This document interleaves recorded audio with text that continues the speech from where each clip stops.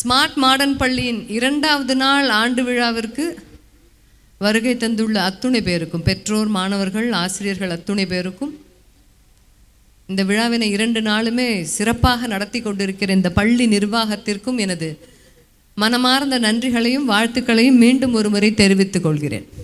இப்போ எப்போவுமே பார்த்தீங்கன்னா ரிசப்ஷனுக்கு தான் கும்பல் ஜாஸ்தியாக இருக்கும் முத நாள், மறுநாள் கல்யாணம் கொஞ்சம் கும்பல் கம்மியாக தான் இருக்கும். இன்றைக்கி அப்படி தான் இருக்குது. நேற்று ரிசப்ஷன் கும்பல் நிறைய இருந்தது, இன்றைக்கி கல்யாணம் மாதிரி கொஞ்சம் கும்பல் கம்மியாக தான் இருக்குது. பரவாயில்ல. சின்ன பசங்களுக்கெல்லாம் பேரண்ட்ஸ் ரொம்ப இன்ட்ரெஸ்ட்டாக வந்தாங்க. பசங்க வளர நீ பார்த்துக்கோ, நீ எதாவது ப்ரைஸ் வாங்கினா வாங்கிட்டு வா, எனக்கு வேலை இருக்குது அப்படிங்கிற மனப்பாங்க இப்போ பெற்றோருடைய நிறைய வளர்ந்து போச்சு. நிறைய பெற்றோர் வரல இன்னைக்கு. ஆனாலும் பரவாயில்ல, எண்ணிக்கை எப்பொழுதுமே கணக்கில் எடுத்துக்கொள்ளவே கூடாதுங்கிறதுல நான் ரொம்பவே கொஞ்சம் உறுதியாகவே இருக்கிறேன். எண்ணிக்கையை கணக்கில் எடுத்துக்கொண்டால் காகம் மட்டும்தான் நம் தேசிய பறவையாக இருக்க வேண்டும், மயில் நமக்கு தேசிய பறவையாக இருக்கவே முடியாது. அதனால் எண்ணிக்கையில் குறைவாக இருந்தாலும் தங்கியது எல்லாம் தங்கம் என்ற நினைப்பில் உங்கள் அத்துணை பேரையும் மீண்டும் ஒரு முறை வரவேற்று மகிழ்கிறேன். ரொம்ப சந்தோஷமா. 7ஆம் கிளாஸ்லேருந்து 12ஆம் கிளாஸ் வரைக்கும் படிக்கிற பசங்க, அந்த பசங்களை பார்த்துக்கிறத மாதிரி ஒரு சவாலான ஒரு விஷயம் எதுவுமே கிடையாது. ஆசிரியர்களுக்கும் சரி, இது அம்மா அப்பாவுக்கும் சரி, அந்த ஆசிரியரையும் அம்மா அப்பாவையும் ஒரு சேர நிர்வகிக்கிற பள்ளிக்கூடத்திற்கும் சரி, இது மிகப்பெரிய சவாலான ஒரு விஷயம். என்ன நினைக்கிறானே புரியாத வயசு தான் இந்த 7ஆம் கிளாஸ்லேருந்தே 6ஆம் கிளாஸ் வரைக்கும் அப்படியே ஆட்டுக்குட்டி மாதிரி பின்னாடி வருவான், சொன்னதே கேட்பான். 7ஆம் கிளாஸ்க்கு அப்புறம் பார்த்தீங்கன்னா கொஞ்சம் எதிர்த்து பேசுகிற மாதிரி குரலை வசத்துவான். புரியாது. ஏன்டா போன வருஷம் வரைக்கும் நல்லா இருந்தால் என்னடா லீவில் 1 மாதம் சம்மர் வெக்கேஷன் இல்லைடா இப்படி திடுதுப்புடு மாறி போயிட்டேன். டீச்சருக்கே ஆச்சரியமாக இருக்கும். அது 8, 9ன்னு போக போக சொல்லவே வேண்டாம். மிக உன்னதமான பணி ஆசிரியர் பணி. ஆனால் இப்போ நாம் அதை உணர்றதே இல்லை. ஏன் அப்படின்னா பசங்க ஆசிரியர்களுக்கு பயந்த காலம் மாறி போய் இப்போ நான் கத்தினா அவன் நாளைக்கு வருவானா வரமாட்டானா பள்ளிக்கூடத்துக்கு நான் ஆசிரியர்கள் பயப்படுற காலமாக இருக்குது. அதுதான் இன்றைய நிதர்சனமான நிலைமை. அந்த குழந்தைய கிளாஸில் பாடம் சொல்லித்தரணும், வாழ்க்கை விழுமியங்கள் சொல்லித்தரணும், அறம் சொல்லித்தரணும், நல்லது எது கெட்டது எதுன்னு சொல்லித்தரணும்னா 1 வருஷம் சிலபஸ் போதவே போதாது. 40 புள்ள வகுப்பில் இருக்குன்னா ஒரு குழந்தைக்கு 1 நிமிஷம் தான் ஒரு பாட வேளையில் நம்மளால் செலவழிக்க முடியும். 40 நிமிஷம் 40 பசங்களுக்கு சரியாக போயிடும். என்ன சொல்லி கொடுத்தேன், நான் எது சொல்லி கொடுத்தது அவன் மனசில் நின்றுது, எத்தனை நாள் இதை ஞாபகம் வச்சுப்பா, இதை வாழ்நாள் வரைக்கும் இவன் கொண்டு போவானா, வாழ்க்கையில் நல்லது கெட்டது வரும்போது முடிவெடுப்பானா, அதை சொல்லி கொடுத்த என்ன ஞாபகம் வச்சுப்பானா, எதுவுமே அந்த ஆசிரியருக்கு புரியாது. அப்படிப்பட்டது ஒரு சவாலான ஒரு விஷயம். கவிக்கோ அப்துல் ரஹ்மான் மிக அழகான ஒரு கவிதை எழுதியிருக்கிறார். தீக்குச்சி விளக்கை ஏற்றியது, எல்லோரும் விளக்கை வணங்கினார்கள். தூக்கி எறியப்பட்ட தீக்குச்சியை வணங்கினான் பித்தன். எல்லோரும் விளக்கை வணங்கும் போது நீ மட்டும் ஏன் தீக்குச்சியை வணங்குகிறாய் என்று பித்தனை கேட்டார்கள். ஏற்றப்பட்டதை விட ஏற்றியதுதானே மிக உயர்ந்தது என்றான் பித்தன். அந்த மாதிரி தான் ஆசிரியர்களும். விளக்கு எரியுதுன்னா விளக்க மட்டும்தான் பார்க்குறோம், என்ன அழகாக பிரகாசமாக எரியுது. ஏற்றி விட்ட தீக்குச்சிகள் தான் இங்கே இருக்கிற ஒரு ஆசிரியரும். அந்த மாதிரி ஆசிரியர்களுடைய பணி மிக சவாலான பணி. 7th டீச்சராக இருக்கும்போது அந்த காலத்தில் நினைப்போம் 7ஆம் கிளாஸ் குழந்தைக்கு ஒன்றும் தெரியாது, அவ்வளோதான் நம்ம நினைப்போம். நம்மளை விட நிறைய தெரிஞ்சிருக்கு இப்போ பசங்களுக்கெல்லாம். நாம் டெக்ஸ்ட் புக் வழியாக சொல்லிக் கொடுக்குற பாடத்தை காட்டிலும் அவனுக்கு கேட்ஜெட்ஸ் வழியாக கற்றுக்கிற விஷயங்கள் தான் நிறைய இருக்குது. அதில் துரதிர்ஷ்டம் என்னென்னா எது நல்லது எது கெட்டதுன்னு ஃபில்டர் பண்ண தெரியாத பருவம் இந்த 7, 8, 9. அவனை பாம்புன்னு அடிக்க முடியாது, பழுதுன்னு விட்டு போக முடியாது, அவனுக்கு தெரியும்னு எடுத்துக்க முடியாது, தெரியாதுன்னு எடுத்துக்க முடியாது. எப்போ பார்த்தாலும் அவனை கேமரா வச்சு கண்காணிக்கிற மாதிரி பார்த்து கொள்ள வேண்டிய வயசு தான் இது. ஒரு விதத்தில் போலீசிங் அப்படின்னு கூட சொல்லலாம். இல்லை என்ன விஷயம் தெரியுமா, தான் பசங்க எப்பேற்பட்ட பசங்கன்னு நிறைய அம்மாக்களுக்கும் அப்பாக்களுக்குமே தெரிவது கிடையாதுமா. இங்கே இருக்கிறவங்கன்னு நான் சொல்லலை, பொதுவாக சொல்கிறத பொதுவில் சொல்கிறேன். நிறைய அம்மாக்களுக்கும் அப்பாக்களுக்கும் பள்ளிக்கூடத்துக்கே கூப்பிட்டு விட்டாங்கன்னு வச்சுக்கோங்களேன். உங்கள் பையன் இதை சரியாக பண்ணலை, உங்கள் பொண்ணு இப்படி நடந்துக்கிட்டா, கொஞ்சம் பள்ளிக்கூடத்துக்கு வரீங்களான்னு கூப்பிட்டு விடுறாங்கன்னு வச்சுக்கோங்களேன். நீங்கள் கரெக்டாக தான் கூப்பிட்றீங்களா, என் பொண்ணு அப்படி கிடையாதுங்களே, என் பையன் அப்படி கிடையாதுங்களேன்னு சொல்லக்கூடிய அம்மாவும் அப்பாவும் தான் இன்று பெருகி விட்டார்களே தவிர என்னோட பிள்ளை அது செஞ்சிச்சா சொல்லுங்க மேம், நான் வீட்டில் போய் பார்க்குறேன் அப்படி சொல்லக்கூடிய மனநிலையிலையும் இன்றைக்கி பெற்றோர் இல்லை. நம்ம குழந்தைக்கு இன்னும் எதுவுமே +2 முடிக்கிற வரைக்குமே குழந்தையாகவே பார்க்கிறோம். இன்னும் சில ஊர்லலாம் பார்த்தீங்கன்னா பையன் ஆஃபீஸுக்கு கிளம்பி போகும்போது கூட கேட்டு வாசலில் நின்று டாட்டா சொல்லி அவனுக்கு உலகமே தெரியாது. அப்படி பார்க்கக்கூடிய அம்மாவும் அப்பாவும் தான் இன்று அதிகம். அப்போ அது ரைட்டா, அந்த வளர்ப்பு முறை சரியா தப்பான்னு கேட்டால் பாதி சரி பாதி தவறு அப்படின்னு தான் நாம் எடுத்துக்கணும். ஆசிரியர் குழந்தைய பற்றி ஏதாவது தவறு சொல்லும் பொழுது, முன்னெல்லாம் நாங்கள் படிக்கிற காலத்தில் உங்கள் அப்பாவை கூட்டிட்டு வா, அவங்க அம்மாவை கூட்டிட்டான்னு வீட்டில் எங்களுக்கு சொல்லி விட்டாங்கன்னா முதல்ல சொல்ல பயப்படுவோம். தப்பு பண்ணாதான் என்னை கூப்பிட்டு விடுவாங்க. ஒன்றும் இருக்காது, கிளாஸ் ஒர்க்கு சரியாக சப்மிட் பண்ணலன்னாலே கூப்பிட்டுட்டு வாம்பாங்க. 4 தடவை வார்னிங் கொடுத்தாச்சு, டைரியில் சைன் வாங்கலன்னா கூப்பிட்டுட்டு வாங்க. எப்போதும் வாங்குற சரியான மார்க் இந்த தடவை நீ வாங்கலை, படிப்பில் கவனம் குறையுது, கூப்பிட்டுட்டு வாம்பாங்க. ஏதோ ஒரு காரணம் சொல்லி கூப்பிட்டுட்டு வான்னு சொன்னால், அம்மா உன்னை இன்னைக்கு பள்ளிக்கூடத்தில் வர சொன்னாங்க, இல்லை அப்பா உங்களை இன்னைக்கு பள்ளிக்கூடத்தில் கூப்பிட்டாங்கன்னு சொன்னால் முதல்ல அவங்க எங்களை பார்த்து கேட்ட கேள்வி என்ன தெரியுமா? நீ என்ன தப்பு பண்ண? இப்போ நிறைய பேர் கேட்குறதே இல்லை, சும்மா சும்மா ஏன் கூப்பிட்டுக்கிட்டே இருக்காங்க. இந்த கேள்வி தான் நிறைய பேர்கிட்ட வருது. என்ன நீ தப்பு பண்ணன்னு எப்போ ஒரு அம்மாவும் அப்பாவும் குழந்தைய பார்த்து நாம் கேட்குறோமோ அப்போ தான் அதுக்கு தெரியும். முதல்ல நான் தப்பு பண்ணுறது அம்மா அப்பா வரைக்கும் தெரியுதுன்றது அதுக்கு தெரியணும். நிறைய நேரம் இருப்பான், டீச்சருக்கு எப்பவுமே தப்பு கண்டுபிடிக்கிற வேலை தான் அப்படின்ற நினைப்பில் தான் புள்ள இருக்கும். குறிப்பாக 7வதுலேருந்து அது அப்படித்தான் இருக்கும். வித்தியாசமான உலகத்தை அது பார்க்குது. வளர்ச்சின்னு ஒன்று இருக்குது அது உடம்புல, பயாலாஜிக்கல் க்ரோத்துன்னு சொல்லுவோம். எமோஷ்னலாக அவனுடைய உணர்வுகள் எண்ணங்கள் எல்லாமே மாறுகிற வயசு தான் அந்த 7th. அப்போ பாடத்தை தாண்டி அவனோடு பக்கத்தில் உட்கார்ந்து உணர்வு ரீதியாக மனம் விட்டு பேசக்கூடிய சூழலை முதலில் பள்ளிக்கூடங்களிலிருந்து தொடங்க வேண்டும், வீட்டிலிருந்தும் தொடங்க வேண்டும். ஒரு கட்டத்தில் ரெண்டும் பார்த்தீங்கன்னா சேர்ந்து செய்யணும். அந்த வேலையை செய்கிறோமா அப்படின்னா நிறைய இடங்களில் செய்வதே கிடையாது. அதை செய்யறது தான் மிக மிக அவசியம். ஆசிரியர்கள் ஓரளவுக்கு தான் செய்ய முடியும். நேற்று சொன்ன அதே விஷயத்தை தான் சொல்கிறேன். ஆசிரியர்கள் எல்லாம் பீடியாட்ரிஷனை பார்க்குற மாதிரி பார்க்குறோம். எல்லாத்தையும் சொல்லி விட்டு நாங்கள் பள்ளிக்கூடத்தை அமைச்சிட்டிங்கன்னா அது ஃபுல்லாக காலையிலேருந்து ஒழுங்காக பல் தேக்கிறதுலேருந்து, குளிக்கிறதுலேருந்து, சாப்பிட்றதுலேருந்து, ட்ரெஸ் போடுறதுலேருந்து, படிக்கிறதுலேருந்து எல்லாத்துக்கும் பொறுப்பு நீங்கள் தான். அது சரியாக பல் தேக்கல நீங்கள் சொல்லித்தரல மிஸ், அது சரியாக குளிக்கல நீங்கள் சொல்லித்தரல மிஸ். வீட்டில் இப்போ நாம் என்ன செய்கிறோம்? மதர் இஸ் த ஃபர்ஸ்ட் டீச்சர்னு சொல்கிற மாதிரி வீடு தான் முதல் பள்ளிக்கூடம் ஒரு குழந்தைக்கு. எல்லாவற்றையும் குழந்தை தெரிந்து கொள்ளக்கூடிய இடம் வீடு தான். 7ஆம் கிளாஸ் போன உடனே பார்த்தீங்கன்னா அம்மா அப்பாவிற்குமான குழந்தைக்குமான சம்பாஷணை கொஞ்சம் கொஞ்சமாக குறைஞ்சிக்கிட்டே தான் வரும். 6வது படிக்கிற வரைக்கும் எல்லாத்தையும் திருப்பி திருப்பி ஓடி ஓடி வந்து சொல்கிற புள்ள 7வது 8வது படிக்கும்போது அது ஆண் குழந்தையாக இருந்தாலும் சரி பெண் குழந்தையாக இருந்தாலும் சரி ஓடி வந்து அதை சொல்ல அது கொஞ்சம் எடிட் பண்ண தெரியும். அப்போ தான் அது எடிட்டிங் ஆரம்பிக்கும். இதை ட்ரிம் பண்ணி அதை ட்ரிம் பண்ணி இதை ட்ரிம் பண்ணி அதை ட்ரிம் பண்ணி கொஞ்சோண்டு கோரை மட்டும் கொண்டு வந்து சொல்லும். அது ஏன் அப்படின்னா நட்புங்கிற வட்டம் அப்போதான் பெருகும். அந்த வயசுல தான் கிளாஸ்ல ஒரு ஃப்ரெண்ட்ஷிப், தனக்குன்னு ஒரு குரூப் வரும், தனக்குன்னு ஒரு கேங் வர ஆரம்பிக்கும்.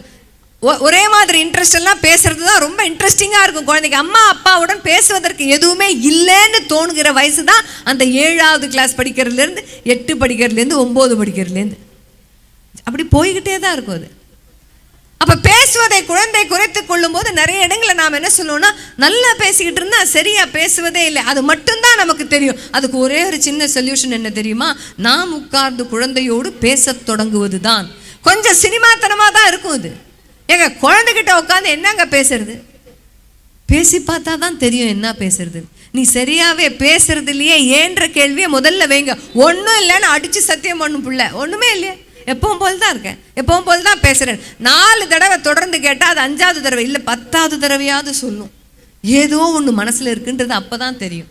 அந்த மாதிரி நாம் பேசாமல் போகும்பொழுது தான் தேவையில்லாத நபரோடு நட்பை ஏற்படுத்தி கொள்கிறது.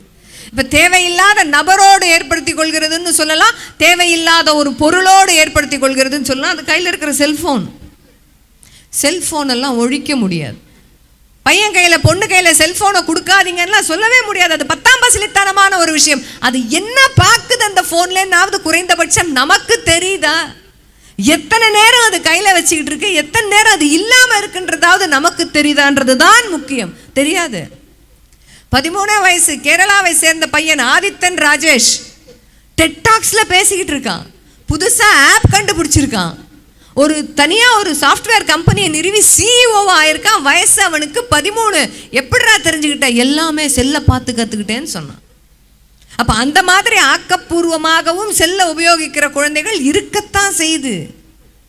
ஆனால் நம்மக்கிட்ட இருக்கணும் கண்ட்ரோல். என்ன பண்ணுற செல்ஃபோனில், எவ்வளோ நேரம் பார்க்குறேன், கேட்டால் சொல்ல மாட்டேங்கிறான் மேம், கோச்சிக்கிறான், சாப்பிட மாட்டேங்கிறான். 2 நாள் சாப்பிடலன்னா எதுவுமே ஆகாது, பசிச்சா திருப்பி வரும். பாசம் அப்படின்ற பேரில் ஒருவேளை புள்ள சாப்பிடாட்டாலும் நமக்கு உசுறு போகிறாப்புல இருக்குது. குழந்தை கொஞ்ச நேரம் மூஞ்ச தூக்கி வச்சுக்கிட்டா நமக்கு உலகமே இருண்டு போகிற மாதிரி இருக்கு. ஆனால் அதனால் விட்டுடுறோம். பசிச்சா சாப்பிடு, என்ன பார்க்குறேன்னு சொல்லு, செல்லு கிடையாது. எங்கே நம்மால் சொல்ல முடியுமா? முடியும். எப்போ தெரியுமா? அது எப்பெல்லாம் செல்லு கையில் இருக்கக்கூடாதுன்னு நாம கட்டளை போடுகிறோமோ அந்த நேரம், எல்லா நேரமும் நம்ம கையிலையும் செல்லு இருக்கக்கூடாது. நீ படி அப்படின்னு சொல்லிட்டு நாம செல்ல பார்க்கக்கூடாது. எவ்வளோ நேரம் நீ செல்லு இல்லாமல், அப்போ செல் இல்லாத இருக்கிற நேரத்தில் சும்மா இருக்கிறதுன்றது இப்போ இருக்கிற பிள்ளைக்கு தெரியவே தெரியாதுங்க. 7ஆவதுலேருந்து 12ஆவது வரைக்கும் இருக்கிற பிள்ளைக்கு சும்மா இரு அப்படின்னு சொல்லி பாருங்க, தெரியாது. அப்படின்னா என்ன? அதான் சும்மா இருக்கிற நேரத்துக்கு கொஞ்சம் மீம்ஸ் பார்க்குறேன், சும்மா இருக்கிற நேரத்துக்கு கொஞ்சம் ஷார்ட்ஸ் பார்க்குறேன், சும்மா இருக்கிற நேரத்துக்கு கொஞ்சம் ரீல்ஸ் பார்க்குறேன். எதுவுமே இல்லாமல் சும்மா இரு. வாசிக்கிற பழக்கத்தை இந்த வயதில் தான் ஏற்படுத்தணும். பாட புத்தகத்தை தாண்டி எத்தனையோ நல்ல புத்தகங்கள் இருக்கு குழந்தைகள் படிக்க. அப்படிலாம் அவன் படிக்கிறது இல்லை, நாம உட்காந்து படிக்கணும். ஒன்று சொல்லட்டுமா, தண்ணி ஊற்றி ஓரமாக வச்சுட்டா வளர்கிறதுக்கு புள்ள செடி கிடையாதுமா. செடி வச்சாலே நாம் என்ன பண்ணுறோம், இலை விட்டுருக்கா, எந்த இலையில் பூச்சி இருக்குது, இது நாம் நினச்ச வேகத்துக்கு வளருதா, தேவையான வெயில் இருக்கா, இதுக்கு நாம் ஊற்றுற தண்ணி மட்டும் போதுமா, இன்னும் கொஞ்சம் ஏதாவது உரமண்ணு போடணுமான்னு தினம் தினம் அந்த செடியை பார்க்கும்போது பிள்ளை வளர்ப்பும் அதே மாதிரி தான். என்னவோ ஒரு சத்து குறைபாடு குழந்தைக்கு வீட்டில் இருக்குது. என்ன சத்துன்னா நம்ம கவனம்ங்கிற சத்து அங்கே குறைபாடாக தான் இருக்குது. தேவைப்படுது குழந்தைக்கு.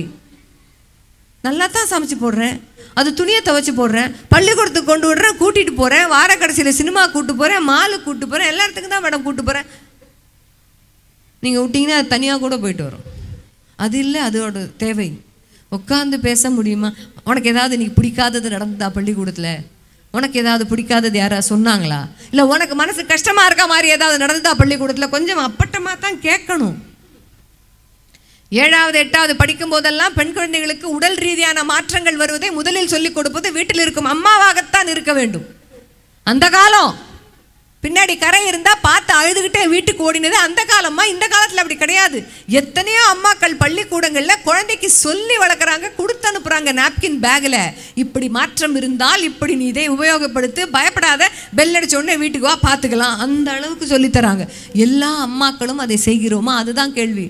சில பேருக்கு ஒரு கேள்வி வரும், அதுவாக தெரிஞ்சுக்கும் போது தெரிஞ்சுக்கிட்டுமே, ஏன் ஊருக்கு முன்னாடி சொல்லி தரணும்? சில விஷயங்களை நாம் சொல்லி கொடுக்கும்போது தான் பக்குவமாக அதை அணுகுவது எப்படின்னு குழந்தைக்கு தெரியும். அதுவாக தெரிந்து கொள்ளும் நிறைய விஷயங்களில் அது மிரண்டதான் போகிறது, அதை அணுகுகிற பாங்கு தெரியாமல் முழிக்கிறது. அப்படி விடக்கூடாது குழந்தைய. குட் டச் சொல்லிக் கொடு, பேட் டச் சொல்லிக் கொடு, எல்லாம் ரைட்டு. எத்தனை பேர் நான் வீட்டில் உட்காந்து இந்த மாதிரி விஷயங்கள் தான் வந்த நியூஸை உட்காந்து சேர்ந்து பார்க்கணும். இந்த மாதிரிலாம் நடக்குது. நீ கொஞ்சம் ஜாக்கிரதையாக இருக்கணும். ஜாக்கிரதையாக ஒரு குழந்தை இருக்கணும்னா நடப்பதை வீட்டில் வந்து முதலில் சொல்ல பழக வேண்டும். அதை நாமத்தான் சொல்லித்தரணும். அம்மா கிட்டையும் அப்பா கிட்டையும் சில விஷயங்களை, உடல் ரீதியான விஷயங்களை பேசுவதற்கு கூச்சமே இல்லாமல் ஒரு குழந்தை எப்போ பேச கற்றுக்குதோ அது எந்த சூழ்நிலையும் அழகாக கடந்து போயிடும். நான் இது வரைக்கும் மதிப்பெண் பற்றி ஒன்றுமே பேசலை, கடைசியில் வேணா கொஞ்சம் பேசுகிறேன். மதிப்பெண் பற்றி பேசுவதற்காக வரவே இல்லை. அதுக்கு தான் நிறைய அவார்டு கொடுத்துட்டாங்க, வாங்கிட்டாங்க, எல்லாமே இருக்குது. மார்க்கை தாண்டி நிறைய விஷயங்கள் குழந்தையை வாழ்க்கையில் ஜெயிப்ப வைக்கிறதுக்காக நிறையவே இருக்குது. அப்போ பேசுங்க உலக விஷயங்களை குழந்தைகிட்ட. குறிப்பாக தன் பாதுகாப்பு குறித்த விஷயங்களை சொல்லிக் கொடுப்பது அம்மாவும் அப்பாவுமாக இருக்கத்தான் வேண்டும். 8, 9லலாம் பர்சனல் ஹைஜீன் நிறைய ஆம்பளை பிள்ளைக்கு தெரியுமான்னு தெரியாது, பொம்பளை பிள்ளைங்களுக்கு புரிஞ்சும் புரியாமல் பாதி தான் தெரியும். சொல்லிக் கொடுப்பது அம்மா. ஆண் குழந்தைகளுக்கு அப்பாக்கள் சொல்லித்தர வேண்டும். சில வீடுகளில் சிங்கிள் பேரண்டாக இருக்காங்க, துரதிருஷ்டவசம். அப்பா மட்டும் இருக்கிற வீடுகள் உண்டு, அம்மா மட்டும் இருக்கிற வீடுகள் உண்டு. அப்பா வேலையையும் அம்மா வேலையையும் அவங்க 2 பேருடைய பொறுப்பையும் ஒரே தோளில் சுமக்க வேண்டி வரும்போது நாமத்தான் அதை எல்லாத்தையும் பிள்ளைகளுக்கு சொல்லி கொடுத்தாகணும். அப்போ கேட்ஜெட் அடிக்ஷன், அதை இந்த நவீன காலத்தில் எப்படி சொல்கிறாங்கன்னா டிஜிட்டல் கேன்சர் அப்படின்னு சொல்கிறாங்க. செல்ஃபோனை கையில் வச்சுக்கிறது டிஜிட்டல் கேன்சர். செல்ஃபோன்னே இல்லை, கம்ப்யூட்டரில் உட்காந்து பார்த்தாலும் சரி, என்ன பண்ணுறோன்னே தெரியாமல் நம்ம நேரத்தை முழுங்குவது அதை விட ஒரு மோசமான ஒரு விஷயம் இல்லைன்னே சொல்கிறாங்க. இப்போ இருக்கிற இளைய தலைமுறை டிஜிட்டல் கேன்சரினால் தான் அவதிக்குள்ளாகிறது. அப்படின்னா என்ன தெரியுமா? ஆன் பண்ணுறத ரொம்ப சுலபமாக ஆன் பண்ணிடுவான். போவான் உள்ளே போவான், எத்தனை ஆழத்துக்கு உள்ளே போயிருக்கான்னே தெரியாது. வெளியில் வரும்போது பார்த்தீங்கன்னா 3 மணி நேரம் போயிருக்கு. ஒரு வயசு வரைக்கும் 3 மணி நேரம் புள்ள நம்மளை தொந்தரவு பண்ணாமல் இருந்தால் போதும், அதுக்குள்ளே முடிச்சுக்க வேண்டிய வேலையெல்லாம் முடிச்சிடலாம் நாம் இருக்கோம் இல்லை. அங்கே தான் விடக்கூடாது, அங்கே தான் நாம் தப்பு பண்ணுறது. உன் நேரம் இவ்வளவு தான் ஸ்க்ரீன் டைம், எடுத்து வை, உன் வேலையை பாரு. ரொம்ப கண்டிப்பாக சொல்கிற வீடுகள் இருக்கிறது. அப்போ என்ன அர்த்தம் தெரியுமா? குழந்தைகளிடம் இல்லை என்பதை சொல்லுவதற்கே தயங்குகிற பெற்றோர் தான் இப்போ நிறைய பேர் இருக்காங்க. ஐயோ பிள்ளைக்கு எப்படி இல்லைன்னு சொல்கிறது, எங்கள் காலத்தில் நாங்கள் இதெல்லாம் பார்க்கவே இல்லை, இந்த வசதி எங்களுக்கு கிடையாது, நாங்கள் அனுபவிக்காத ஏதோ ஒன்றை என் பிள்ளை அனுபவிக்க வேண்டும். ஆனால் ஒன்று ஞாபகம் வச்சுக்கோங்க, நீங்கள் படாத கஷ்டத்தை எல்லாம் நீங்கள் பட்ட கஷ்டத்தை உங்கள் குழந்தை படலைன்னு வச்சுக்கோங்களேன், நீங்கள் இப்போ வாழ்க்கையில் இந்த வயசுலேயும் சந்தோஷமாக இருக்கீங்கல்ல, அந்த வயசில் அது சந்தோஷமாக இருக்குமான்றது பெரிய சந்தேகம். நீங்கள் 20 வயசுல பார்த்த பணம், 25 வயசுல பார்த்த பணம், 30 வயசுல பார்த்த அனுபவம், 40 வயசுல பார்த்த அனுபவம் எல்லாத்தையுமே அவன் செல்போன்ல 15 வயசுலேயே பார்த்து பிஞ்சிலேயே வெம்பி போன ஜென்ரேஷன். அது மாறி போயிடும். அந்தந்த வயசுக்கு அதுக்கு கிடைக்க வேண்டியது, அந்தந்த வயசுக்கு அது தெரிஞ்சுக்க வேண்டியது தெரிஞ்சுக்காது. அப்போ அந்தந்த பருவத்துக்கு தான், அந்த வயசுக்கு 10 வயசுக்கு என்ன குறும்பு செய்யணுமோ அதைத்தான் செஞ்சால் அழகாக இருக்குமா. 15 வயசுக்கு குழந்தை எவ்வளோ துடிப்பாக இருக்கணுமோ அந்த துடிப்போடு இருந்தால் மட்டும்தான் அழகாக இருக்கும். அப்போ இல்லை என்பதை சொல்ல நீங்கள் பழகுங்கள். அம்மாவும் சரி அப்பாவும் சரி, என் பிள்ளை எது கேட்டாலும் நான் இல்லைன்னு சொன்னதே இல்லை. நாளைக்கு எனக்கு ஒரு நல்ல வாழ்க்கை அமையலப்பா வாங்கி கொடுன்னு கேட்டால் நம்மளால் வாங்கித்தர முடியாது. அவர்கள் வாழ்க்கையை அவர்கள் தான் வாழ வேண்டும். எப்படி பண்ண போகிறோம்? கஷ்டம் பார்த்து பிள்ளை, ஏன் மேடம் வீடு நிறைய காசு இருக்குது, 4 கார் இருக்குது, என் பிள்ளை ஏன் கஷ்டத்தை பார்க்கணும்? 4 காரையும் வீட்டையும் கொடுத்துட்டு போயிட்டீங்கன்னா உங்கள் காலத்துக்கு அப்புறம் அதை எப்படி நிர்வாகம் பண்ணணும், அந்த 4 8 எப்படி மாற்றணுன்ற சூட்சுமம் தெரியாத ஒரு பிள்ளையாகத்தான் அது வளரும். தானே கஷ்டப்பட்டு சேர்த்ததையும் தானே கஷ்டப்பட்டு சம்பாதிச்சதையும் மட்டும்தான் அந்த பிள்ளைக்கு காப்பதற்கும் பெருக்குவதற்குமான சூட்சுமம் தெரியும். அதுக்கு தெரியாது. கட்டு சோறு மாதிரி தான், கொடுத்துட்டு போகிற காசும் சரி வசதியும் சரி, அதுக்கு தெரியாது. கொஞ்சம் கஷ்டம் காமிக்கணும்னா ஒன்றுமே இல்லை இல்லைன்னு சொல்கிறது தான் அது வாழ்க்கையில் அதுக்கு பெரிய கஷ்டம். இந்த வயசில் நமக்கெல்லாம் அந்த காலத்தில் அம்மாவும் அப்பாவும் ஏன் இன்னி வரைக்கும் நினச்சி பார்க்குறோன்னா, முக்கால்வாசி நேரங்களில் நம்ம அம்மாவிடம் இருந்தும் அப்பாவின் வாயிலிருந்தும் வரக்கூடிய ஒரே வார்த்தை இல்லை. இந்த வருஷம் இல்லை, இப்போ முடியாது, கொஞ்சம் வெயிட் பண்ணு, காசு இல்லை, போனஸ் வரட்டும், தீபாவளிக்கு வாங்கி தரேன், அடுத்த பொங்கலுக்கு வாங்கி தரேன், உன் பர்த்டேக்கு வாங்கி தரேன். 1 வருடம் வரை காத்திருப்பது அவ்வளோ பெரிய விஷயம். நமக்கெல்லாம் சந்தோஷமாக காத்துக்கிட்டு இருப்போம். டெய்லி கேட்போம், என் பர்த்டேக்கு இன்னும் எவ்வளோ நாள் இருக்குது எவ்வளோ நாள் இருக்குன்னு. இப்போ அப்படிலாம் பிள்ளை காத்துக்கிட்டு இருக்காது. இருக்கும், நம்ம காக்க வைக்கிறது இல்லை.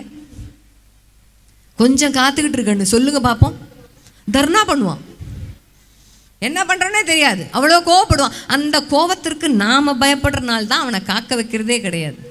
என்ன 2 நாள் பேச மாட்டான், பேசாமல் இருக்கட்டும். கொஞ்சம் கோவத்தை நீங்களும் காமிக்கணும். நாளைக்கு புள்ள நல்லா இருக்கணும்னா இன்னைக்கு அது கொஞ்சம் நேரம் முகத்தை தூக்கி வச்சுட்டு அழுவுறதுனால எந்த நஷ்டமும் வந்துடவே போகிறதில்லைன்ற அளவுக்கு உங்கள் மனதை பக்குவப்படுத்தி கொண்டீர்களே, ஆனால் குழந்தையோட எதிர்காலம் நல்லா இருக்கும். குறிப்பாக செல்ஃபோன் விஷயத்திலும் கேட்டதை வாங்கி கொடுக்கும் விஷயத்திலும் நாம தான் அது செய்யணும். இல்லைன்னு சொல்லும் போது தான் அதுக்கு புரியும். பக்கத்தில் உட்கார்ற பிள்ளை நிறைய பொருட்களை வச்சிருக்கும் போது உங்ககிட்ட இது இல்லையாடான்னு அந்த பிள்ளை கேட்கும்போது, எங்கள் அப்பாவாலையும் அம்மாவாலையும் முடியாது, 1 வருஷம் வெயிட் பண்ண சொல்லியிருக்காங்க, அடுத்த வருஷம் வாங்கி தருவாங்க. குழந்தையை எப்பொழுதுமே குடும்பத்தின் பொருளாதார நிலைமையை வெளியே சொல்ல கூச்சமே படக்கூடாது. எங்கள் அப்பாவால் அவ்வளோதான் முடியும், எங்கள் அம்மாவால் அவ்வளோதான் முடியும். பாவம் அப்பா அம்மாவை கஷ்டப்படுறாங்க, அது சொல்வதில் எந்த கௌரவ குறைச்சலுமே இல்லை. ஏன்னா இப்போ எல்லாமே நம்ம என்ன நினைக்கிறோன்னா, 4 பேர் என்ன நினைப்பான், பக்கத்தில் இருக்கிற 4 பேர் என்ன நினைப்பான். இது எல்லாருக்குமே உண்டு, பெரியவங்களுக்கும் உண்டு சின்னவங்களுக்கும் உண்டு. இந்த 4 பேர் வியாதி, அந்த 4 பேர் யாருன்னு கடைசி வரைக்கும் நமக்கு தெரியாது. நமக்கு நாளைக்கு ஒரு நல்லது கெட்டதுன்னா எந்த 4 பேருன்னு அதுக்கு வரவே மாட்டாங்க, யாரும் வரமாட்டாங்க. கடைசி வரை நம்மோடு வாழக்கூடியது நாம் மட்டும்தான், நமக்காக அழக்கூடியது அம்மாவும் அப்பாவும் மட்டும்தான் பிள்ளைங்களுக்கு தெரிஞ்சா வீட்டில் இருக்கிற பொருளாதார நிலைமையை அது கூச்சமே இல்லாமல் வந்து வெளியில் சொல்லும். பயப்படாது, வெக்கப்படாது, கொஞ்சம் குறைவாக தன்னை எடை போட்டு கொள்ளாது. அந்த குழந்தையால் மட்டும்தான் தனக்கு வேண்டியதை தானே தான் தேடி பெற வேண்டும்ங்கிற ஒரு தைரியம் வரும். 12வது படிக்கக்கூடிய வயசில் இங்கே இருக்கிற மாணவர்கள் எல்லாமே 7, 8, 9, 10, 11, 12 அத்துடைய மாணவர்களுமே ஆசீர்வதிக்கப்பட்ட மாணவர்கள். அம்மா அப்பாவுடன் வாழ்க்கையில் எல்லா சகல சந்தோஷத்தையும் வச்சுட்டு இருக்கீங்க, நல்ல பள்ளிக்கூடத்தில் படிக்கிறீங்க. எத்தனையோ பிள்ளைகளுக்கு, உங்கள் வயதுள்ள எத்தனையோ பிள்ளைகளுக்கு இந்த மாதிரி பள்ளிக்கூடமும் இந்த மாதிரி கல்வியும் மிகப்பெரிய கனவாகவே இன்னும் இருக்கு. படிக்க வசதி இல்லாத எத்தனையோ பசங்க தேசிய நெடுஞ்சாலையில் என்னென்னமோ வித்துக்கிட்டு இருக்காங்க. ஒரு முறை நீங்கள் போனீங்கன்னா பார்த்தா தெரியும், பார்த்துருக்கலாம். இந்த மாதிரிலாம் இந்த பள்ளிக்கூடத்தில் படிக்க வச்சா நான் எவ்வளோ பெரிய ஆளாக வருவேன் தெரியுமான்னு கனவை மனசில் வச்சுக்கிட்டு ஏதோ ஒரு பொருளை 5க்கும் 10க்கும் வெயில் மழை பார்க்காம விற்றுக்கிட்டு இருப்பான். சிக்னலில் நிற்கிற கார், டோலை தாண்டி போகிற கார் பின்னாடியே ஓடி ஓடி போய் விற்பான். அவனுடைய அம்மா அப்பாவும் இருக்காங்களான்னு தெரியாது. அப்படியே இருந்தாலும் அவங்க பண்ணுற சம்பாத்தியம் பள்ளிக்கூடம் வரை குழந்தையை அனுப்புவதற்கான அளவுக்கு இருக்காது. இப்போ அவனுடைய கல்வின்றது மிகப்பெரிய கேள்விக்குறி, மிகப்பெரிய கனவு. அந்த மாதிரி மனிதர்கள் இருக்கிற இந்த உலகத்தில் தான் எந்த விதமான மெனக்கடலுமே இல்லாமல் நல்ல அம்மா அப்பா, நல்ல பள்ளிக்கூடம் உங்களுக்கு கிடச்சிருக்குன்னா இந்த வாழ்க்கை மிகப்பெரிய வரம். அதில் இல்லைன்ற விஷயமும் இருக்கும்ன்றதை நீங்கள் தெரிஞ்சுக்கணும். அதே மாதிரி அம்மாவும் அப்பாவும் இல்லைன்றதை சொல்லவும் கொஞ்சம் தயவு செய்து தெரிஞ்சுக்கணும். பிள்ளைகளுக்கெல்லாம் இன்னொரு சின்ன அறிவுரையும் சொல்கிறேன். படிக்க வைப்பது அம்மா அப்பா, எல்லாத்துக்கும் செலவழிக்கிறது அம்மா அப்பா, சாப்பாடு போடுறது அம்மா அப்பா, துணிமணி வாங்கி கொடுக்கறது அம்மா அப்பா. நம் நல்லது கெட்டதுக்கு எல்லாவற்றிற்குமாக தன்னுடைய நிகழ்காலத்தை எல்லாம் கரைத்து கொண்டு நம் எதிர்காலத்திற்காக வாழ்பவர்கள் நம்ம அம்மா அப்பா. அப்படின்ற பட்சத்தில் இந்த 11, 12 எல்லாம் வரும்போது உங்களுக்கு ஒரு மாதிரியான ஒரு தடுமாற்றம் வரும் தெரியுமா? உணர்வு ரீதியான தடுமாற்றம், எதிர்பாலினத்திடமான ஒரு ஈர்ப்பு. இதெல்லாம் வரும்போது முதல்ல போய் அம்மா அப்பாட்ட மனசை திறந்து பேசு. இந்த மாதிரி விஷயத்த பிள்ளைங்க எதுவுமே சொல்றதே கிடையாது வீட்டில். எதிர்பாலினத்தை இப்போ ஆப்போசிட் ஜெண்டரை பார்த்தா அட்ராக்ஷன் வரக்கூடாதுன்னு சொன்னால் பயாலஜிக்கலாக உனக்கு ஏதோ உடம்புல கோளாறுன்னு அர்த்தம். அட்ராக்ஷன் வரும், அட்ராக்ஷன் வரணும். அதை எப்படி கையாள்வது என்பது தான் உனக்கு தெரியலை. அதை எப்படி ஹேண்டில் பண்ணுறது, அதிலிருந்து கடந்து போய் என் படிப்பில் மட்டும் கவனம் செலுத்துவது எப்படின்றது உனக்கு தெரியல. அதை தெரியாத போது நீ என்ன பண்ணுவேன்? உன் வயசை ஒத்த இன்னொரு ஃப்ரெண்டுக்கிட்ட போய் சொல்லுவேன். Young leading the young is like blind leading the blind. கண்ணு தெரியாத ஒருத்தன் கண்ணு தெரியாத இன்னொருத்தனுக்கு பாதகாமிச்சா மாதிரி போயிடும். அவ்வளோதான், 2 பேரும் சேர்ந்து குழியில் விழ வேண்டியது தான். போய் சொல்லு அம்மா கிட்டையும் அப்பா கிட்டையும். இந்த மாதிரி உணர்வு தடுமாற்றங்களை கடந்து வந்தவர்கள் தான் உங்கள் அம்மாவும் அப்பாவும். அவர்களுக்கு நல்லாவே தெரியும். இல்லை புரிஞ்சுக்க மாட்டாங்க சொன்னால் ஆசிரியர், நம்பகமான ஆசிரியர்களிடம் வந்து அதை பகிர்ந்து கொள்ளுங்கள். அப்புறமா சொல்லலாம் ஃப்ரெண்டுக்கு. நம்ம தொடுக்குன்னு எடுத்தோடனே ஃப்ரெண்டுக்கிட்ட சொல்லிட்டு அவன் எல்லாத்துக்கும் கூகுள் மாதிரி சொல்யூஷன் கொடுத்து விடுவான், எல்லாத்துக்கும் நம்மளை காப்பாற்றிடுவான்ற நம்பிக்கையில் தான் நம்ம ஃப்ரெண்டுக்கிட்ட போய் எல்லாத்தையும் சொல்கிறோம். ஞாபகம் வச்சுக்க, எனக்காக உயிரே கொடுப்பான் அப்படின்னு நம்ம சொல்லுவோம் தெரியுமா? கிளாஸில் படிக்கும்போது ஒரு ஃப்ரெண்டை யாரும் யாருக்காகவும் உயிர் கொடுக்க தயாராக இருக்க மாட்டார்கள். ஞாபகம் வச்சுக்கோ. அந்த ஃப்ரெண்டுக்கு அவனுடைய வாழ்க்கை இருக்குது, அவனுடைய வாழ்க்கையை அவன் வாழ்ந்துதான் கிடக்க வேண்டும். நமக்காக உயிரை கொடுக்கறது 2 ஜீவன், அம்மாவும் அப்பாவும் மட்டும்தான் கடைசி வரை. நம் நல்லது கெட்டதில் கூட இருந்து நமக்காக உயிர் தரக்கூடிய அம்மாவிடமும் அப்பாவிடமும் என்ன மாதிரியான உணர்வு ரீதியான போராட்டமும் தடுமாற்றமும் தான் முதல்ல சொல்லிடு. வீட்டில் இருக்கிற எல்லா விஷயத்தையும் வீட்டு ஆட்கள்கிட்ட சொல்கிறதுக்கு பதிலாக சமூக வலைதளத்தில், குறிப்பாக இந்த ஃபேஸ்புக்கில், ட்விட்டரில், இன்ஸ்டாலன்னு பதிவு போட்டால் தான் பாதி பேருக்கு இந்த சமுதாயத்துக்கு தூக்கமே வருது. போட்டேன், அதுக்கு லைக் வந்தது, என் ஃப்ரெண்டு பார்த்தாங்க, என்னை இத்தனை பேர் ஃபாலோ பண்ணாங்க. ஃபேஸ்புக்கில் 5000 பேர் ஃபாலோ பண்ணுவான். ஃபீஸ் கட்ட காசு இல்லைன்னு ஒரு தடவை ஒரு போஸ்ட் போட்டு பாரு, 4999 பேர் அன்ஃப்ரெண்ட் பண்ணிடுவான். யாரும் வரமாட்டான். அப்போ பின்னாடி வர்றது எதுன்னா நம் குடும்பமும் நம் அம்மாவும் அப்பாவும் மட்டும்தான். எல்லாமே கலர்ஃபுல்லாக இருக்கும் இந்த வயசில். அழகான உலகம், அழகான வாழ்க்கை, இது மிக அழகான வாழ்க்கை பருவம் இது. ஆனால் ஒரு முறை தான் இதை வாழ முடியும். ஒரு மனிதனுடைய வாழ்க்கையில் மிக சீக்கிரமாக கடந்து போகக்கூடிய பருவம் எதுன்னா குழந்தை பருவம்.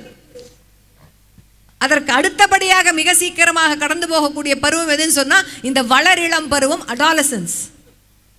25 வயசுக்கு மேலே படிப்பை முடித்து ஒரு வேலை கிடச்சி ஒரு வேலையில் உட்கார்ந்ததுக்கு அப்புறமா வாழ்க்கை அப்போ தான் டெஸ்ட் வைக்க ஆரம்பிக்கும். பள்ளிக்கூடத்தில் இருக்கிற வரைக்கும் இது இம்பார்ட்டன்ட் கொஸ்டின், இதை படி, அண்டர்லைன் பண்ணு, இந்த பேராகிராஃப் படி, இது 10 மார்க், இது 5 மார்க் சொல்லி கொடுப்பதற்கு ஆசிரியர்கள் இருப்பாங்க. கொஞ்சம் கல்லூரிக்கு போனால் கூட அந்த மாதிரி ஆசிரியர்கள் எல்லாம் உண்டு. நீயா பார்த்து லைப்ரரியில் படிச்சுக்கலாம், எல்லாம் உண்டு. ஒரு வேலை கிடைத்த ஒரு நிறுவனத்தில் போய் நீ ஒரு சேரில் உட்காரும் போது தான் தெரியும் உன் வாழ்க்கையில் அன்னன்னைக்கு நடக்கிற சவால்களுக்கு யார் உன் கையை பிடிச்சிட்டு வருவாங்கன்னா நீ மட்டும்தான். எது நல்லது கெட்டதுன்னு அப்போ முடிவெடுக்க தெரியாமல் முழிப்போனாம. இதை யார்கிட்ட சொல்கிறது, மனசு விட்டு பேசுறதுக்கு யாருமே இல்லாத மாதிரி இருக்கேன்னு தடுமாறுவோம் நாம. இந்த மாதிரி சூழலெல்லாம் வருவதற்கு முன்னாடியே நம்ம மாற்றிக்கணும்னா வீட்டில் இப்பொழுதே பேச தொடங்குங்கள்.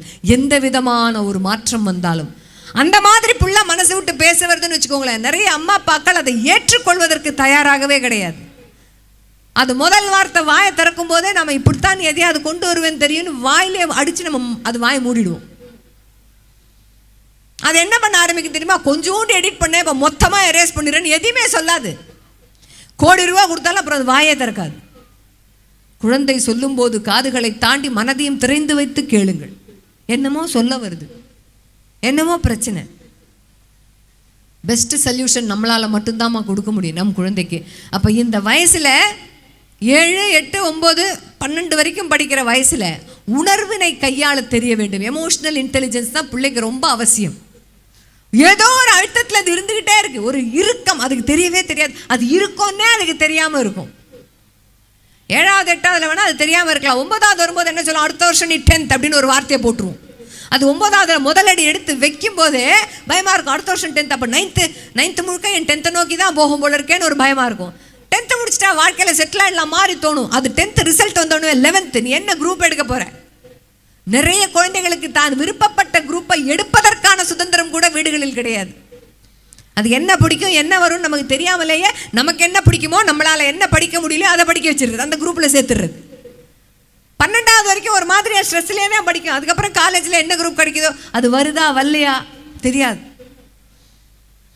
ஏதோ சொல்ல தெரியாத ஒரு ஸ்ட்ரெஸ்லேயே தான் அது சின்ன அந்த 12 வயசு 12ஆம் கிளாஸ் வரைக்கும் அது ஓட்டிக்கிட்டே இருக்கு. அப்புறம் ஒரு வேலைக்கு போகும், வாழ்க்கையை அமைச்சுக்கும். அப்போ மன அழுத்தத்தோடையே, சொல்ல தெரியாத விளக்க தெரியாத மன அழுத்தத்தோடையே ஒரு சமூகத்தை உருவாக்குவதற்கு எதுக்காக நாம் அம்மா அப்பான்னு இருக்கோம், எதுக்காக இப்படிப்பட்ட ஒரு நல்ல பள்ளிக்கூடத்தில் சேர்த்தோம். அப்போ குழந்தைக்கு எது அவசியம் தெரியுமா? ஒரு மார்க் கம்மியாக வந்தாலும் பரவாயில்ல, 2 மார்க் கம்மியாக வந்தாலும் பரவாயில்ல. ஒரு கவிதையில் சொல்லுவாங்க தெரியுமா, பொழுது விடியும் பொழுது மலச்சிக்கல் இல்லாமல் விடிய வேண்டும், பொழுது முடியும் பொழுது மனச்சிக்கல் இல்லாமல் முடிய வேண்டும்னு சொல்கிற மாதிரி ஒரு நாள் இரவும் குழந்தை படுக்க போகும்போது அம்மாட்டையும் அப்பாட்டையும் மனசு விட்டு நடந்தெல்லாம் சொல்லிட்டேன், மனசில் ஒரு பாரம் இல்லை அப்படிங்கிற ஒரு எண்ணத்தை இந்த வயசுலேருந்தே வளர்க்கணும். சில குழந்தைக்கு சில பாடம் வராது, சில லாங்குவேஜ் வராது. ஆனால் அதை ரொம்ப ஃபோக்கஸ் பண்ணுற குரூப்பை தான் பிள்ளை எடுக்க வச்சுருப்போம். குறிப்பாக காலேஜ்லேயே போன உடனே அது ஃபர்ஸ்ட் செமஸ்டர்லேயே குழந்தை அரியர் வைக்கும். வீட்டில் எப்படி சொல்கிறது, அரியர்லாம் வச்சா வீட்டில் தாங்க மாட்டாங்க. ஏன் தாங்க மாட்டாங்க, அது கொலை குத்தமாக இல்லையே. அரியர் வச்சு அது எப்படி வீட்டில் சொல்கிறது? எத்தனையோ குழந்தை மன அழுத்தத்துக்கு ஆளாகுது தெரியுமா? அதுக்கப்புறம் என்ன பண்ணுறதுன்னே அதுக்கு தெரிய மாட்டேங்குது. தப்பான முடிவுகளை எடுக்கின்றன குழந்தைகள். எங்கேயோ ஒரு குழந்தை ஒரு விஷயத்தில் சரியான முடிவெடுக்க முடியாமல் தவறான முடிவை எடுக்கிறது, தவறான உதாரணமாக இருக்கிறதுனா அந்த தப்பை வெறும் குழந்தை மேல் சொல்வது மிகப்பெரிய தவறு. அந்த தப்பை செய்வதற்கு தெரிந்தோ தெரியாமலோ, அறிந்தோ அறியாமலோ, நேரடியாகவோ மறைமுகமாகவோ அம்மாவும் அப்பாவுமாக நாமும் காரணமாக இருந்திருக்கிறோங்கிறத உணரணும். அதை உணரும் பொழுது தான் ஐயோ நாளைக்கு குழந்தை, ஏன்னா நல்லது செய்யும் போதுலாம் என் பிள்ளை அப்படின்னு சொல்லும்போது, அவன் நல்லது அல்லாததை செய்யும் போது ஐயோ என் பிள்ளை ஏன் இப்படி தப்பு செஞ்சான், அதுக்கு என்ன காரணம். பள்ளிக்கூடத்துக்கு போகும்போது ஆசிரியர்களுக்காக பேசும்போது இதைத்தான் சொல்லுவேன். குழந்தைங்க நல்ல மார்க் வாங்கும்போது அவன் டாப்பர் அப்படின்னு சொல்லும்போது ஒரு காலரை தூக்கி விட்டுக்கலாம் டீச்சர், ஏன்னா நான் சொல்லி கொடுத்தேன், அந்த குழந்தை மார்க் வாங்கிச்சு. அந்த குழந்தை மார்க் வாங்க முடியாமல் தவிக்கும் போது ஐயோ அதுக்கும் நான் தான் பொறுப்பு அப்படின்னு ஒரு ஆசிரியை பொறுப்பெடுக்கணும். வகுப்பில் வாழ்க்கையில் சரியான முடிவை எடுக்க தெரியாமல் குழந்தை தடுமாறும் போதெல்லாம் குழந்தைய நான் எங்கேயோ சரியாக வளர்க்கலை அப்படின்னு அம்மாவும் அப்பாவும் பொறுப்பெடுத்துக்க வேணும். அந்த பொறுப்பை நாம் எடுத்துக்கிட்டால் மட்டும்தான்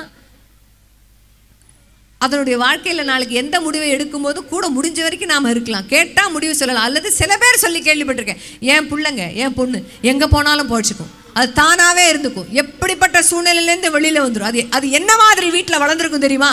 உனக்கு பிடித்ததை எடுத்து படி அப்படிங்கிற வீட்டில் வளர்ந்துருக்கும்.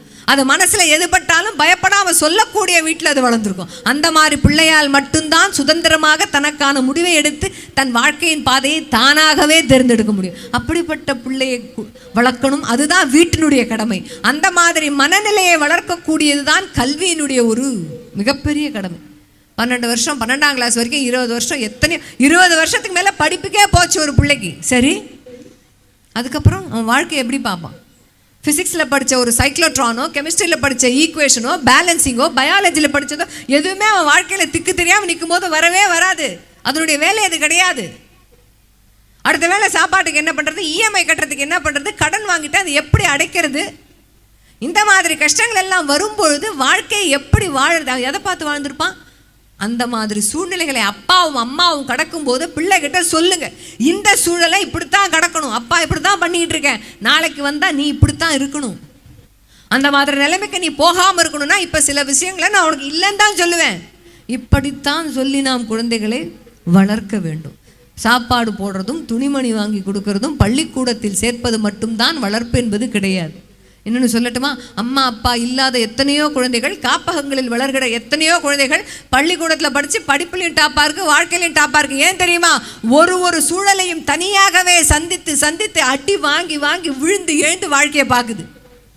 கட்டுசோறு மாதிரி அது கை நிறைய காசு கொடுக்கும், பிளாங்கெட் கேரண்டி கொடுத்து பாதுகாக்கும் யாருமே இல்லாத சூழல்ல மழையிலையும் வெயிலையும் தானா முளைச்சி வளர்ந்த செடி மரமாவதை போல வளர்கிற குழந்தைகள் வாழ்க்கையில் எங்கேயோ போகிறாங்க.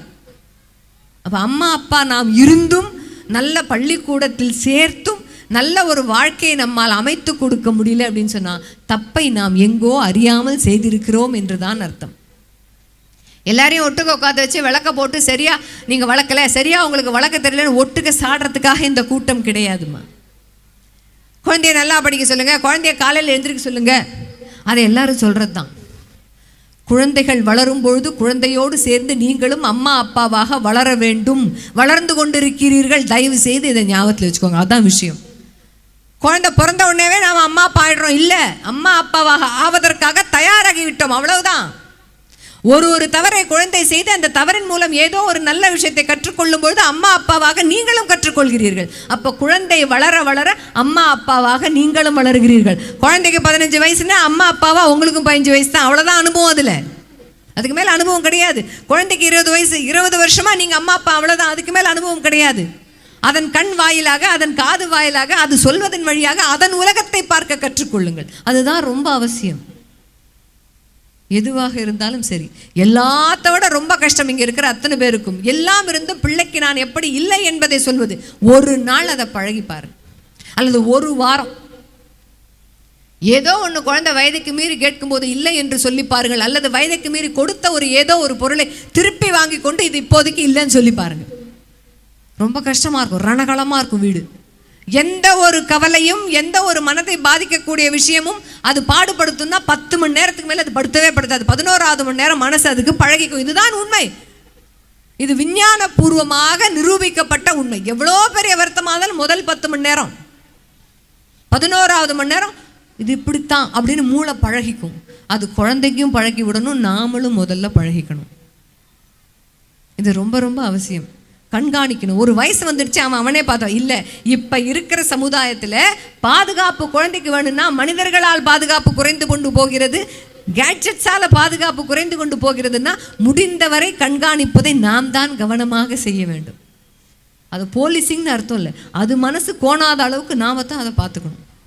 அப்போ கேட்கணும், உங்கள்கிட்ட இன்னைக்கு நான் அதை சொல்லவே இல்லையப்பா, சொல்லணும். எப்போ ஒன்று பார்ப்பேன், எப்பப்பா வருது, குழந்தை கேட்கணும். அந்த காலம் அப்பா வாசல் வழியாக வரும்போது பிள்ளைங்க கொல்ல வழியாக ஓடி போகிறதெல்லாம், அப்பா கிட்ட பேசுகிறதே பயம். அது அந்த காலம். அப்போ இந்த மாதிரிலாம் ஆப்பு கிடையாது, இந்த மாதிரி கேட்ஜெட்ஸ் கிடையாது. ஆனால் அப்பா அம்மா ஒரே வீட்டில் இருக்கும்போதே அவர்களிடமிருந்து பல மைல் தூரம் மன ரீதியாக நம்மை பிரிப்பதற்காக எத்தனையோ ஆப்பெல்லாம் வந்து போச்சு. அந்த மாதிரி காலகட்டத்தில் குழந்தை அப்பாவையும் அம்மாவையும் தேடுகிறதுன்னு சொன்னால் அது மிக அருமையான வீடு. அப்படிப்பட்ட ஒரு வீட்டினை கொடுக்கும் பெற்றோராக நீங்கள் ஒருவரும் இருக்க வேண்டும். அந்த மாதிரி அம்மா அப்பா நமக்காகவே வாழ்கிற அம்மா அப்பாவிடம் எதையும் மறைக்காமல் சொல்கிற குழந்தைகளாக நீங்கள் வளர வேண்டும். நீங்கள் அந்த மாதிரி வாழணும். எவ்வளோ மார்க் வாங்கியிருக்க, என்ன பண்ணுற, அதெல்லாம் தாண்டி நீ எவ்வளவு நல்லவன், நீ எவ்வளவு நல்லவ, அவ்வளோதான் இந்த சமுதாயம் உன்னை முதலில் பார்க்கிறது. நல்லவர்களாக இருப்பது தான் முதலில் தேவை, வல்லவர்களாக இருப்பது அடுத்தது. அப்போ குழந்தைய நல்லவங்களாக வளர்க்குறதா வல்லவங்களாக வளர்க்குறதா? வல்லவங்களாக வளர்க்குறதுக்கு பள்ளிக்கூடம் இருக்குது. நல்லவங்களாக வளர்க்கல வேலை, முதல் வேலை அம்மாவையும் அப்பாவையும் சார்ந்தது. அதனால் இங்கே இருக்கக்கூடிய பிள்ளைகள் அத்துணை பேருக்கும் சொல்கிறேன், அம்மா அப்பாவும் நல்ல பள்ளிக்கூடமும் நல்ல கல்வியும் கிடைக்க பெற்ற நீங்கள் அத்துணை பேரும் ஆசீர்வதிக்கப்பட்ட குழந்தைகள். நல்ல குழந்தைகளும் அந்த குழந்தைகளுக்கு நல்ல கல்வி கொடுப்பதற்கு இந்த பள்ளிக்கூடம் இருப்பதனால் நீங்கள் அத்துணை பேரும் ஆசீர்வதிக்கப்பட்ட பெற்றோர்கள். இப்படிப்பட்ட பெற்றோரும் பிள்ளைகளும் கிடைக்கப்பட்ட இந்த பள்ளிக்கூடம் மிகவும் ஆசீர்வதிக்கப்பட்ட பள்ளிக்கூடம். அப்போ எல்லா 3 பேரும் ஒன்றா சேர்ந்தா இந்த சமுதாயத்தை மாற்ற முடியும். கொஞ்சம் மாறணும் மன ரீதியாக, அவ்வளவுதான். செல்லம் கொடுக்கறதுன்றது வேறு, அன்பு காமிப்பதுங்கிறது வேறு. இந்த ரெண்டுத்துக்குமான வித்தியாசம் தெரிஞ்சு போச்சுன்னா பசங்களை நம்ம ரொம்ப அழகாக வளர்த்துடலாம். எதை கேட்டாலும் கொடுக்கறதுக்கு பேர் செல்லம். எது தேவையோ அதை மட்டும் கொடுப்பதற்கு பேர் தான் பிள்ளைகளிடம் உண்மையாக அன்பாக இருப்பது. அது மட்டும்தான் செய்யணும், செல்லம் கொடுக்க வேணாம். விவரம் தெரியாத வயசில் செல்லம் கொடுத்த பரவாயில்ல, இந்த வயதில் 7வதிலிருந்து சொல்கிற செல்லம் கொடுப்பதை காட்டிலும் அன்பை மட்டும் குழந்தைகளிடம் காட்டும், கனிவை காட்டுங்கள், அதே நேரத்தில் கண்டிப்போடும் இருங்கள். அதுதான் ரொம்ப ரொம்ப அவசியம். அம்மாவுக்கு கோபம் வரும், அப்பாவுக்கு கோபம் வரும். அப்பாவும் இல்லைன்னு சொல்லுவாங்க, அம்மாவும் இல்லைன்னு சொல்லுவாங்க. வேணும். அம்மா அப்பாவின் உறவு வீட்டில் சுமூகமாக இருக்கும்போது தான் ஒரு பிள்ளை மன ரீதியாக ஆரோக்கியமாக வளர முடியும். தயவு செய்து இதையும் அடிக்கோடிட்டு ஞாபகப்படுத்திக் கொள்ளுங்கள். அம்மா அப்பா ஒழுங்கா இல்லாத வீடு, எப்பவும் சண்டை, எப்பவும் போர்க்களமாக இருக்கிற வீடுக்கு குழந்தையால படிக்க முடியாது. மன ரீதியாக பாதிக்கப்படுகிற குழந்தை அதுதான். அப்போ என்ன பண்ணுன்னா, வெளி உலகத்தில் தப்பான ஒரு நபரிடம் போய் நட்பை வளர்க்க அது பார்க்கும். அதுதான் பிரச்சனையை பேரம் பேசி வாங்குறது.